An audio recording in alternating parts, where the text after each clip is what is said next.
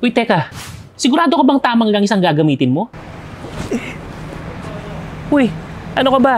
Hindi pwede basta-bastang kahit na anong langis lang dahil ang bawat langis ay may binabagayang sasakyan at saka dapat sasakto rin yan sa properties ng makina ng motor mo. Alam mo ba, yung mga numerong nakalagay dyan sa langis, may ibig sabihin yan. Kukonsider dapat natin yung SAE specs na to. Yung pangalawang numero, indicator as to how the oil performs on working temperature. Yan yung tinatawag na viscosity. Pagdating naman sa numero, mas mababa ang SAE levels, mas malabnaw siya on working temperature. Yung unang numero naman na may kasamang W, yan ang starting viscosity ng langis. So kapag in-start mo na yung motor mo, magsisimula yung sa unang numero hanggang sa uminit na, magta-transition yung SAE level na dun sa pangalawang numero. Ang purpose naman yan ay para hindi masyadong malabnaw yung langis, mas lalapot pa yung langis, hence providing better lubrication. Para sa langis na kailangan mo, sugod na sa pinakamalapit na sea oil stations near you para siguradong alagang sea oil ang motor mo.